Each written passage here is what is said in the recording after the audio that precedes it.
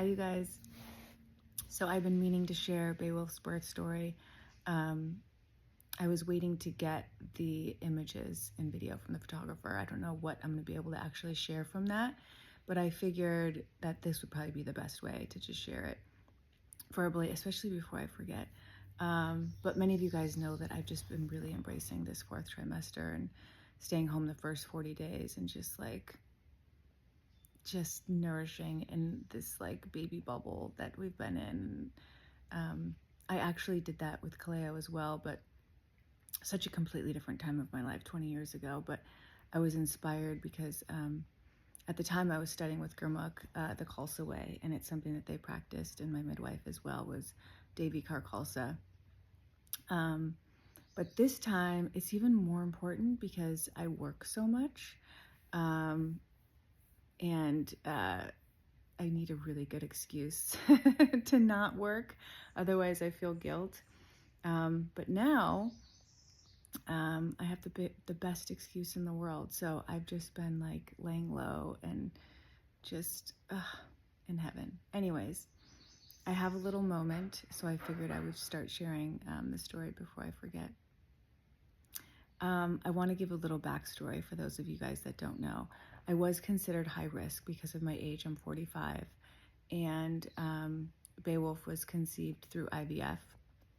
I shared that entire story on YouTube, like the entire story, my whole entire journey, how I got here, something that I never thought I would do. I gave birth naturally at home to my first son 20 years ago.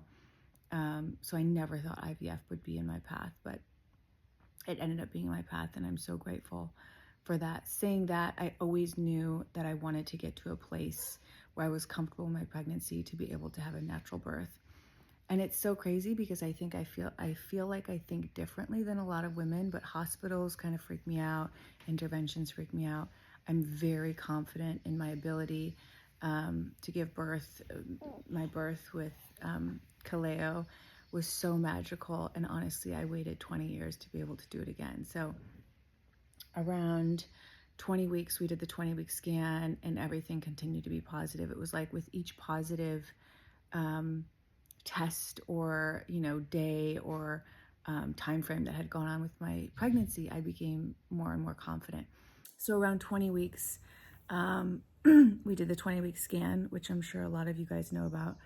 Everything was good, and everything had been good up to that point. So that's when I made, hi honey, little milk drunk. That's when I made the decision that I wanted to do it at home. And I really had to really dive deep and make sure that it wasn't just my ego wanting to do it at home, because I had such an amazing experience with Kaleo. I really wanted to make sure that it was the best and safest choice for Beowulf and I, especially because we live up in the canyon, which is about 30 minutes away from any hospital had we needed to be transported. Of course, it was something Devin and I talked about a lot. We took an evidence-based course. I took a hypnobirthing course. And it's really interesting. Everything kind of directs you towards like home births are actually safer than hospital births, which is kind of interesting and never talked about. Anyways, for me, I felt more confident being at home. I'm very confident in myself with birth, and I don't know if there's anything else like birth, but like those types of scenarios. I always say when I know, I know, and when I don't, I just like, give me all the help. And I was just super confident. I was like, I really want to do this at home. And Devin's like, I'll back you 100%. And I told him, if anything feels off, like at all, then like, I'll let you know, and like, we'll just go to the hospital. So another thing, modern medicine, or at least my OB, but I've read other places as well. I don't know what age it is, but for me being 45, I was considered geriatric. I think it might be considered geriatric after 35. I'm not sure. They really wanted me to have the baby at 39 weeks. So basically, if I didn't have the baby naturally, they would start induction, which to me is something that I just wanted to avoid completely, and was another reason why I chose to do a home birth. I was pretty confident that I would just rev up my walking at 38 weeks and take some of my herbs, do some acupressure points, and just do like natural things. I didn't do any castor oil. I didn't do anything like invasive. But so my due date was April 17th. So I asked my midwife, I was like, when would be a good time for him to come? I'm thinking like 39 weeks, like just to like be on the safe side. And she's like, yeah, like I think that week would be good. And we had that eclipse on April 8th. I was like, is he gonna come then? The actual due date was April 17th. So I was thinking like April 11th, like sometime around there. And she had this theory that like just in her practice, she noticed that IVF babies don't like to come out. But intuitively, I felt like he was gonna come a little bit early. And I remember I had talked to Kaleo my entire pregnancy with him, and I had heard that like May 8th was like a super magical day. So I was like, Kaleo, come May 8th, May 8th, May 8th. I think his due date was May 9th. And sure enough, he came exactly when I, had told him would be the best time to come. So I kind of did the same thing with Beowulf. I was like, like anytime around like April 11th, I was kind of a little bit more open and wishy-washy with him because I didn't want to be unpregnant. Like I was enjoying the pregnancy so much that like I had to keep reminding myself, well, after I'm not pregnant, like then I get him. So obviously like that's better, but I didn't really want to rush anything. And I wanted him to be nice and healthy and plumpy and have enough time to grow. So April 13th, I said, hey, Devin, why don't we try some of these acupressure points? Oh, I forgot to tell you guys, actually. So that week, I noticed that my mucus plug had started to come out. Now, I don't remember this at all with Kaleo. Some women have it like in one sitting. Some women like it slowly comes out. Mine was like slowly coming out, but I definitely was like, this is different. This is something not, and I also felt like he was just so much heavier, like weighing down, and I was having to pee like constantly. Like I couldn't even, when I would stand up, like I couldn't even hold it. Like it was getting out of control. So I knew we were getting closer. And then April 13th, I said, hey, why don't we try some of these acupressure points that we got from our evidence-based birthing course. So we did some of them. It was like 5 minutes, like nothing crazy. Went to bed, lots of Braxton Hicks. I had Braxton Hicks my entire pregnancy, so that was not anything new, but they were getting a little bit more intense.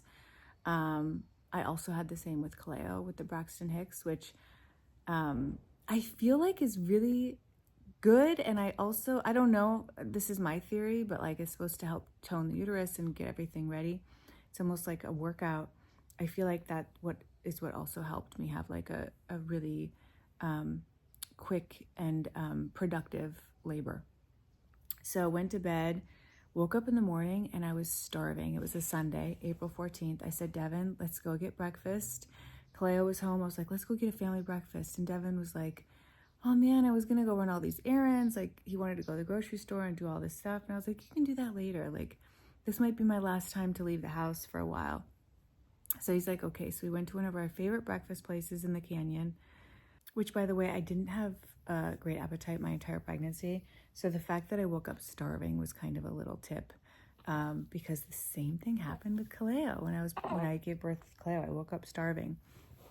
So we went to breakfast. I ordered a ton of food, and halfway through the food, I just started feeling nauseous and like not great. My stomach felt a little weird. And I told Kaleo and Devin, I was like, ugh, I don't know. I can't eat anymore. I just felt like, ugh. And so we came home. Devin dropped Kaleo and I off, and then he went to the grocery store because our plan was like, we knew that babe was going to come at any point. So he wanted to stock up on food, get enough food for like the midwife, and for us for postpartum and all that stuff. So he dropped us off, and then I went to the bathroom and I had a bloody show. And I was like, okay. I go, okay. So I started Googling things, and it's like, well, it doesn't necessarily mean the baby's going to come right away, but it means you're progressing and you're on the right track, like the mucus plug and then the bloody show. So I was like, I'm just going to wait and see how I feel. I had a Braxton Hicks, another Braxton Hicks. They're getting a little bit stronger. I'm like, okay. So I started timing these Braxton Hicks. And it was like every 10 minutes, every 7 minutes, and then it was like 3 minutes, and then it was like 5 minutes, and I was like, okay, this is getting a little crazy. I go, I think this might be it. So I called Devin and I told him, I said, honey, I think this might be it. He's like, okay, I'm almost done at the grocery store. Thank God I'm going to get everything right now. We had this like big plan to make chicken soup for the birth, for the midwives and everything. He's like, I'll be home as soon as I can. I was like, okay, I'm fine. And then I started cleaning the house. I was like, the house is a mess. I just started to clean, get the house ready for the midwife, make space for the birthing tub. Then I called Cleo. He was downstairs in his room. He has like his own little apartment here. And I was like, hey, honey, I just want to let you know, I think I'm in labor. And he's like, really? I was like, yeah, I just want to let you know because you're the only one home. Like, just, I don't know, like, just in case, like, I just want to let you know, like, I might need your help. And he's like, okay.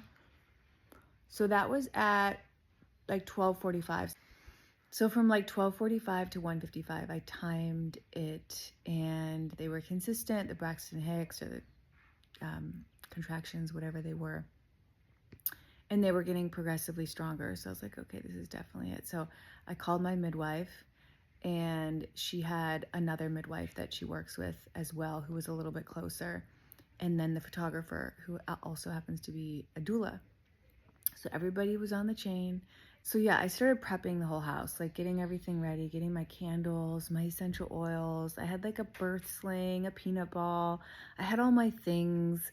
I even made like a birthing playlist. Like I did all this stuff and I was just thinking it was just going to be like this beautiful, magical birth, which it was, but it was just so quick. I literally didn't, it just went by so quick. But anyways, I was thinking we were going to have plenty of time. Like Devin was going to make chicken soup. We were all going to like hang out and I would have contractions and like dance around and be able to utilize all my little tools that I had gotten and I was so excited about. And by the time everyone got here, which was probably like around 2:30, 3 o'clock, I'm thinking, my contractions were pretty strong to the point where I was no longer talking. I still had my clothes on, which I think there's a joke that's like, you know, you're really in labor when you're naked and you don't care who's there. But I was definitely, they were very intense. So I was no longer talking in between contractions. And I remember when everyone kind of came in, I was like having a contraction and I was kind of like, do you want something to drink? Like trying to greet them and like help. And I just realized, okay, I need to tune in and just, so I had my little yoga mat out in my little corner and my bolster and stuff. And I was just kind of laying on that and using my birthing ball. I was resting on my birthing ball in between contractions and just breathing. And I just kept thinking that this was going to last a long time. Devin got home and he started cooking the chicken soup. And I thought, okay, when he's done, he'll just come by me. And I ended up being in that corner by myself, kind of going through the majority of like that transitional period, like not even really knowing it. I just kept thinking that there was time. And then all of a sudden my midwife said to Devin, do you guys want to have the baby in the water? And I remember going, because I couldn't even talk. I was just like, mm-hmm. And Devin's like, yeah. And she's like, we should probably get the pool ready. And I was like, what? Like, I feel like everyone just got here. Like, what do you mean? Like, we have time. Like, I'm going to go belly dancing and like do all these things. And next thing I know, we're getting everything ready. We're getting the pool ready. I never put on my playlist. I think we just had Enya on, which is my go-to for everything. I never even had the opportunity to like look at my phone and like have the wherewithal to be like, oh, we should play the playlist. Next thing I know, I'm in the bath and my body feels like it wants to push. And I told my midwife, I was like, I feel like I want to push. She's like, yes. Like she already knew. She was like all wise and like knew exactly what was happening, you know, the minute she got here. And I just thought we had like hours. And I was like so confused that it was already time to push. Like it felt so premature. By the way, when you have a natural birth, it's like an involuntary feeling. It's like the only thing I can compare it to is like the feeling you get like when you're about to throw up, like that, like it's just kind of involuntary. It just happens. And so when I say my body felt like it wanted to push, it literally just started pushing. And I was like, we hadn't checked anything. Like I didn't know how far I was dilated. The only thing that she checked was monitoring the baby's heart rate. with her little thing. I don't know what it's called.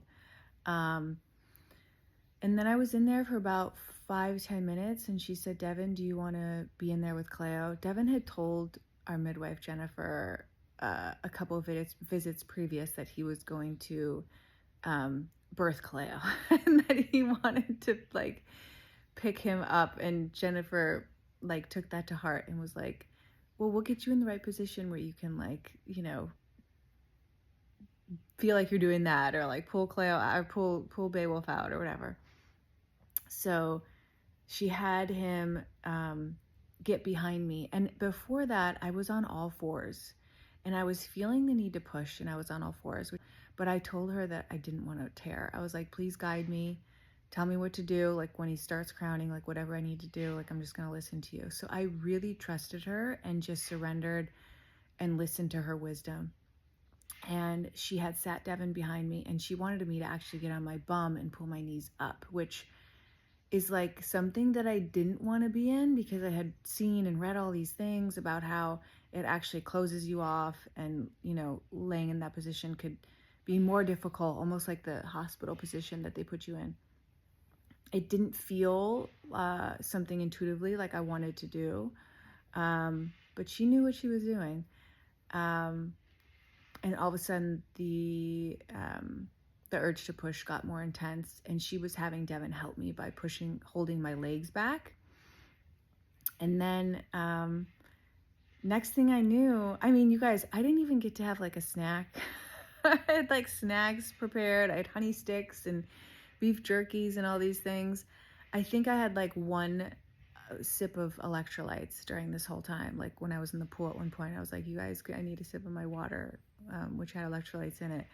But everything just happened so quick. So I think Jennifer did check me. My midwife did check me at some point, right around this time, just to like, you know, she's like, okay, the head's right there. Like, you know, it's happening for sure. I think she already knew that.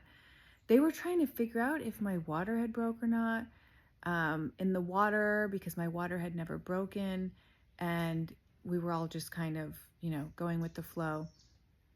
And then all of a sudden, so she said, reach down and feel your baby's head. And I reached down, and it was like the sac. Like I could feel like the bubble. Like I didn't feel hair or anything. I could feel like the sac. And I'm like, I think I said something like, is he still in the sac? Like what is going on?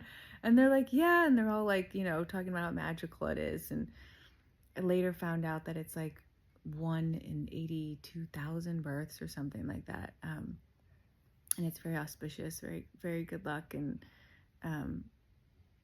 very special for the baby. So he started to come out. The second push, he came out a little bit more. I think it was probably like the third or fourth push. I felt like, you know, the ring of fire, they call it, like his head was coming out. And my midwife was like, stop, which is like, it's so hard to explain, but the only thing that I can explain it, no, it doesn't even make sense. It's like trying to take like stopping a shit, like mid shit. Like I don't even know how to explain it, but there's also pain involved. So you are stopping in the middle of like the most intense part, just to allow your body to stretch, because that's what your body is meant to do, which is so miraculous. So she said, stop. And she said, blow, blow, blow, blow, blow, blow, blow. So I just was like, and I just went to my yoga state, and I just like sat there with it, with that feeling. And his head actually went back in, which is wild. And then the next push, he was out, and I didn't tear. There was a little like tiny little cut, but she's like, I couldn't even sew it if I wanted to. But I didn't have any like, tearing was a big thing. I tore like really bad with Cleo, so I really didn't want to do that. And I really wanted to educate myself about how our body is meant to stretch, and I trusted my midwife, and she guided me, and it was amazing. And then she said to Devin, grab your baby. So Devin grabbed him and then put him right on my chest, and, you know, just in awe, like, you know, I mean, I'm speechless, like something that I had wanted to do for 20 years. And,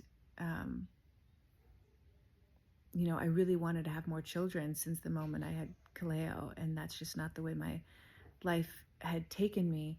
And then Devin and I tried to have this little guy for about 4 years before he came. So it was just the most magical moment. I was so elated. I was so relieved that he was healthy, and, everything was good, and that I felt great. I know it was all the hormones and adrenaline and whatever. I felt really good. Devin was crying hysterical. And we just sat in there for a little bit, and I wasn't sure if I was going to birth the placenta in the pool or here on the couch. It all happened right here, actually. The pool was back there, and then I just kind of came to the couch. I did bleed quite a bit, which I was kind of nervous about, but my midwife was like on it, and they started massaging my uterus right away. I think I birthed the placenta. She wanted me to birth this placenta pretty quickly, so I was hanging out with the baby, kind of not focusing and just kind of in my own world, and she's like, okay, can you just do like one little push, because I think it's right there. And I just did like one tiny little push, and the placenta came flying out. Of course, we just let it be, and we let all the blood go through the cord before we did anything. And Beowulf went right on the boob, and my midwife started massaging my uterus to stop the bleeding. I didn't have any shaking, which I did have with Kaleo. I immediately felt elated and good. And I think that's the most beautiful part, is when you are able to like allow things to unfold naturally. Your body knows exactly what to do. And I just felt so good. And then the coolest thing is, so Cleo was in the guest house with the dogs, because we didn't want the dogs here because they get protective over me, and we weren't sure how they were going to respond. And then with Cleo, he's like, I'll just come right afterwards. I was like, of course. So Cleo was wondering if he could like order food, because it was like 5. So Beowulf was born at 5:54 p.m. So Devin called him, and he said, hey, did you order food? And he said, yeah. And he's like, okay, well, do you want to come up and meet your brother? And Cleo goes, shut the fuck up. He could not believe it. He, like I, thought that it was going to take like, till midnight or something. And so he came up here, and we filmed his reaction. He was just like to be up here, 3 hours previous, and there be no baby human. And then for all of a sudden there to be another human, his brother. It was so wild. And then that was it. And then we just laid on this couch for the first 10 days, like a little Willy Wonka family, and just had a big family bed. And Devin cooked a bunch of nourishing food for me, and we just bonded. And although we've moved to the bedroom, that's pretty much what we've continued to do for the first 40 days, except we've gone for little family walks. Since Mother's Day, we've been going for like little family walks. So that's it. That is my birth story. I'm so grateful. One of my favorite things, besides Beowulf being healthy and amazing, is the doctors that helped me get to this place. My reproductive immunologist, the IVF doctor. All of these doctors were amazing, and I wouldn't be here without them, but they all really were not fans of home births. And I got to send them an email with pictures of Beowulf and the home birth, and tell them, that we had a healthy home birth and everything went amazing, and they were all just so happy for us. And I'm so proud to be able to like share that story, like being 45, having being high risk, and being told that like I couldn't do it this way, and just really trusting my motherly instinct and knowing what was right for me and my son. I think that's the mom's like first time where you like really start to learn to trust your motherly instinct and learn how to advocate for yourself. It's so important. It's just like a taste of what's to come once you're a parent.